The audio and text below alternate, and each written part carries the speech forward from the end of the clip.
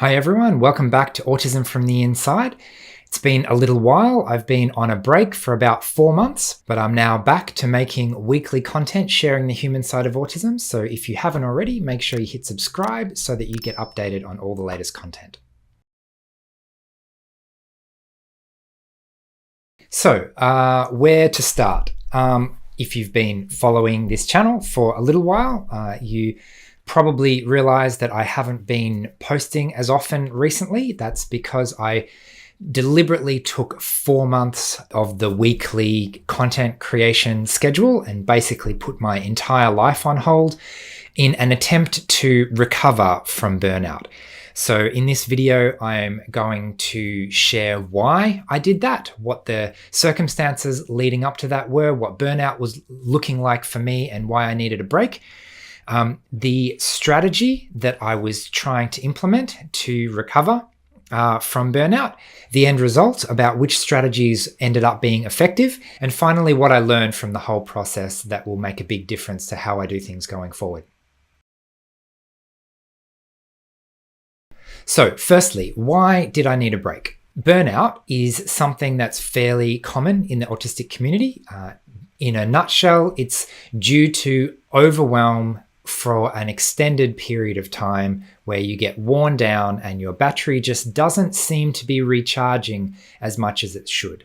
So instead of feeling like you have energy and then using that energy and then recovering and then having energy again, the cycle looks more like having no energy, resting, having almost no energy but a tiny little bit more, going back to trying to do stuff, having no energy almost straight away again, and always being at that very, very, very low end of between 0% and 10% of your battery of energy and motivation and all of those things. The experience varies a lot depending on the person. Sometimes people will experience a massive crash, maybe at the end of a project or with a significant life event where you seem to be going reasonably well, seem to have everything under control, and then suddenly everything falls apart. Or sometimes it's more like a gradual process of just feeling like life is getting the better of you, just feeling like you're going under and not knowing how to start recovering from that. So in my case, it was building for a very long time. I felt like the experience was of knowing that I'm tired, feeling tired every day, but also at the same time, I had a huge list of things that I needed to do that were actually really important, like go to work and earn money and live and see people and all the just daily life things that I needed to do just to keep living. So what would happen is I knew I was tired, so I would plan time to rest. I might take a day off. I might plan a relaxing weekend. I might take a couple of weeks off at the end of the year to try and recover. And what would happen is that at the end of that time off, whether it's a day or a couple of days or even a couple of weeks, my battery was still pretty low. It might have recharged from 0%, like complete burnout, to maybe 5 or 10% or even 15%. But what I found is that no matter how much I seemed to rest, it just didn't seem to be able to recover my battery to a significant degree. What that ended up looking like is I would wake up on Monday morning after taking 3 days off over the weekend. I would open my emails or look at my phone, and within 5 minutes, I would feel as though it's 5 o'clock on a Friday afternoon. I've used up all my energy for the week, and any attempts at being more productive for the rest of the week is a bit useless, and I might as well knock off today. So as you can imagine, that was not a very productive, conducive state to be in to get anything done or even just keep afloat in life.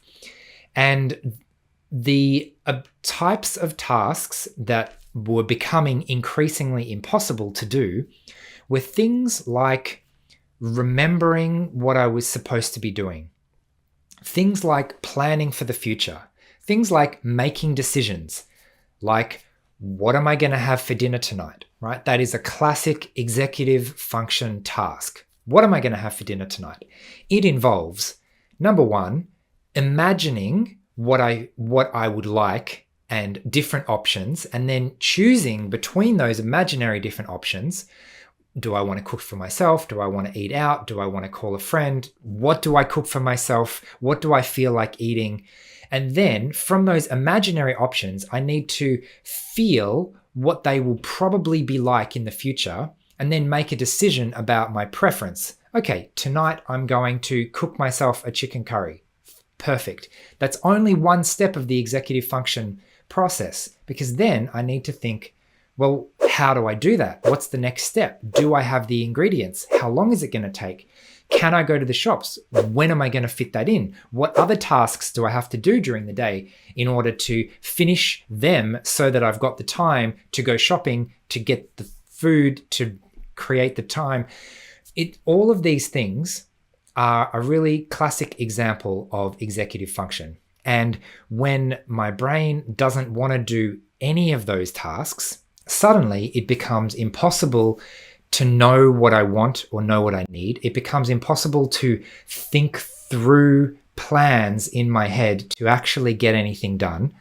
And what that means is I don't know what I need at the moment. I can't meet my own needs. I don't even know how to relax, because I would get to the weekend and my brain would be fried and I would think, okay, I've got time. I need to relax. What do I do? And brain is not cooperating at the moment. Brain is getting stressed because it knows that it's not doing a good job and can't do anything better.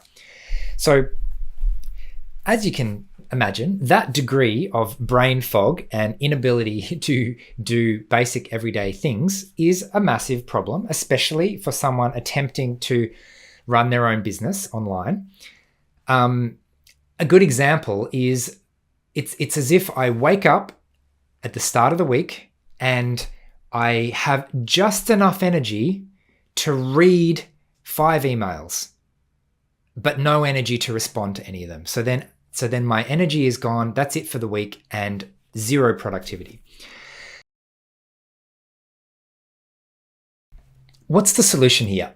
I knew that the amount of time that I was taking off was not enough to recover. I often say that the amount of time that you need to recover from burnout is always at least twice as long as you imagine it to be. I knew I needed a huge amount of time without any pressure to recover, because I was feeling the pressure. I've only got a weekend and I need to recover and get my energy back so that I can be productive on Monday. And that stress was not helping. So I decided that 4 months was what felt like a ridiculously long amount of time. And I decided that the only way to give my brain a proper rest would be to drop literally everything.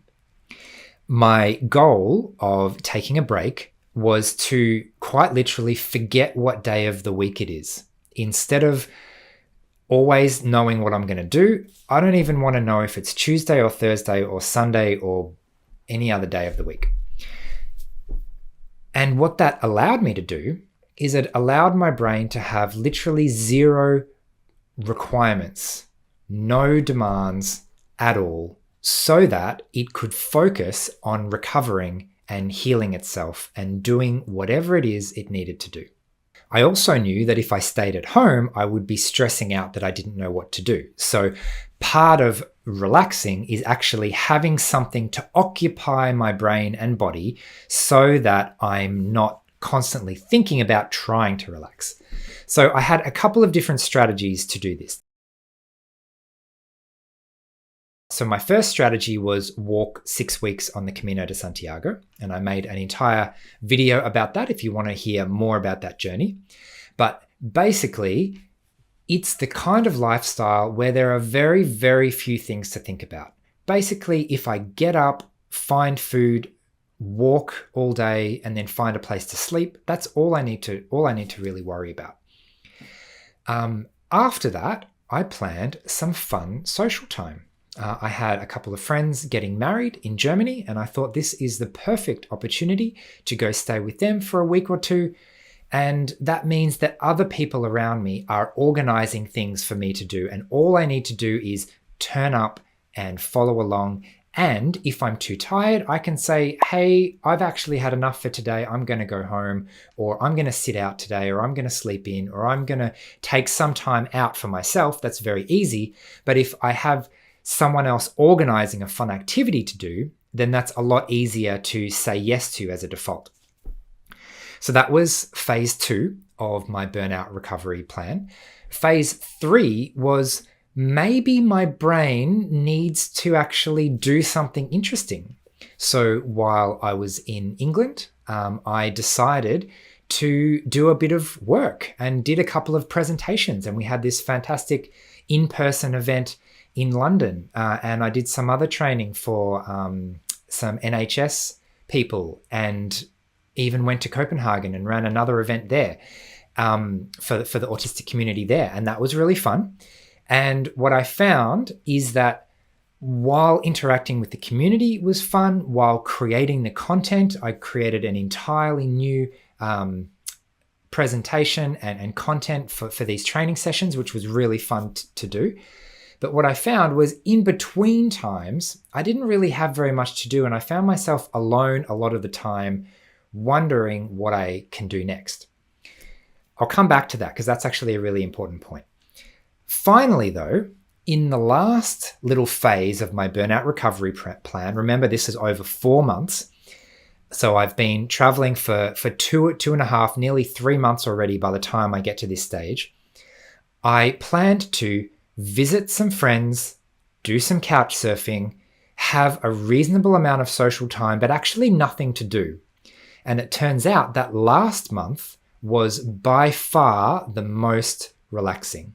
And it's because, and this is, I'll share more about the lesson I learned from this in a minute, but it was essentially because I had a really good mix of everything that my brain needed in order to actually recover.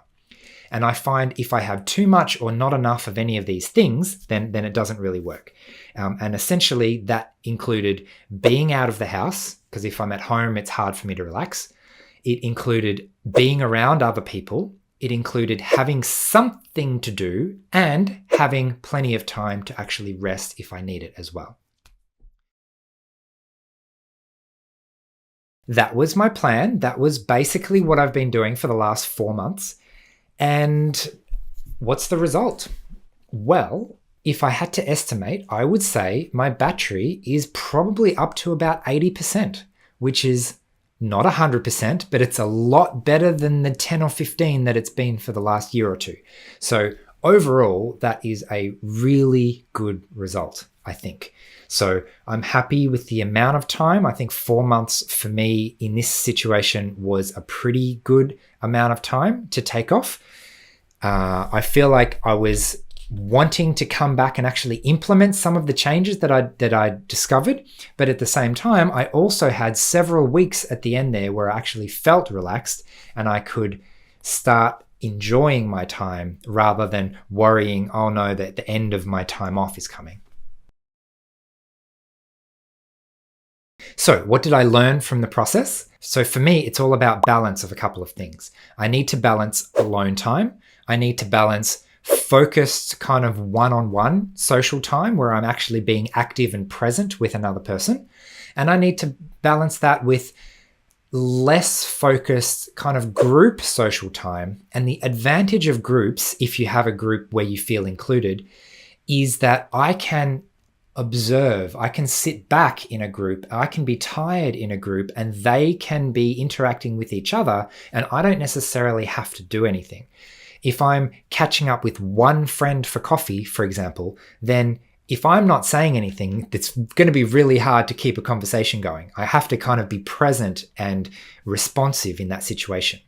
Whereas if I'm catching up with 3 or 4 friends and we're going out to dinner or something, then I can just sit back and I can join in when I want to, and I can sit back when I want to, and it's a lot more flexible in that regard.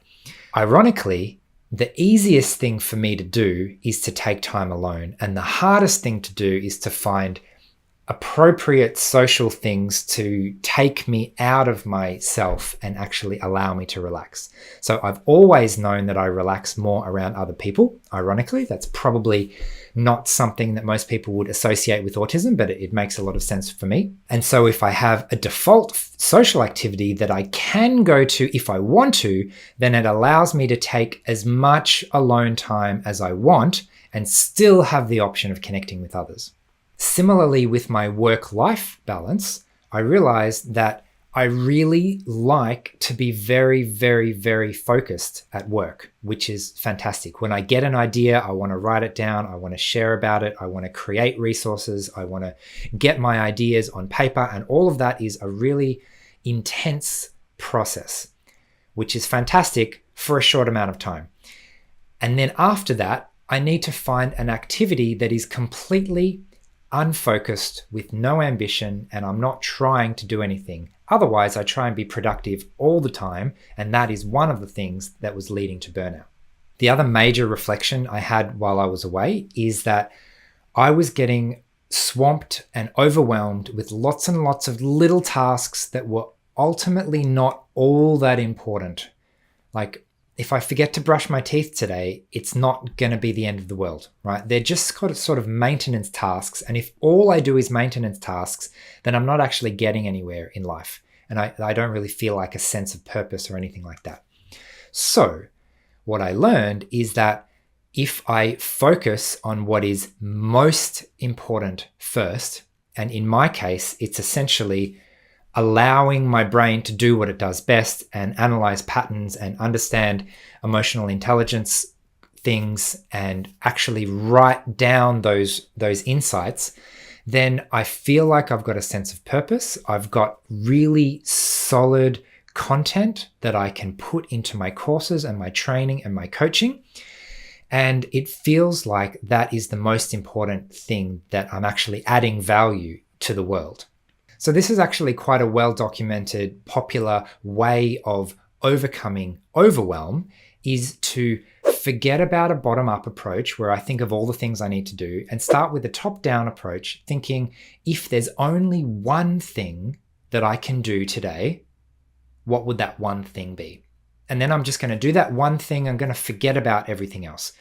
Because what I found is that when I was trying to do everything, that was overwhelming and leading to a lack of resources and using up all my energy and leading to burnout. So what's going to change now that I'm back to avoid getting into this burnout trap again is that I'm not going to try to pick up everything that I was doing previously, because clearly that was too much. I need activities that allow me to focus on one very important thing at a time, which is one of the reasons that I really enjoy life coaching, because we've got one session, I've got one person that I'm putting all of my time and energy and attention into for that one session with no distractions. And then after that session, well, I can turn my brain off, have a break, have some unfocused time, and then later on, I'll have another client with another set of focused attention time. Okay, so I feel like I'm probably overdoing it from this first video. I've probably shared way too much and gone on too long already. But you get the idea. I've shared some of my journey. I want to acknowledge that everyone's journey is different. So what is going to help you to either recover from burnout or avoid burnout in the first place may be quite different to me, but hopefully you've got some ideas from my sharing today. I want to say thanks again to everyone who was supporting me on Patreon this whole time. Thanks for your patience while I've been a little bit quiet on that. If you would like to see photos from every day of my Camino, you can still access that through our Patreon community. I'm also back doing life coaching and accepting new clients now.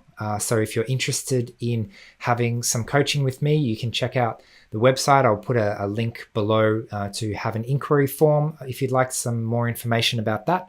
It's not for everyone, but it's definitely a very powerful process if you're looking for a serious change in your life and to interrupt a pattern that's holding you back. So thanks again for watching. A special thanks to everyone who was encouraging me to take a break and was so supportive of my decision to take time off. It's a lot easier to give good advice than it is to act on your own good advice. So I really appreciate the support with that. But I should really wrap up there for today. So thanks again for watching. I'm excited to be back, and I will see you again next week. Bye.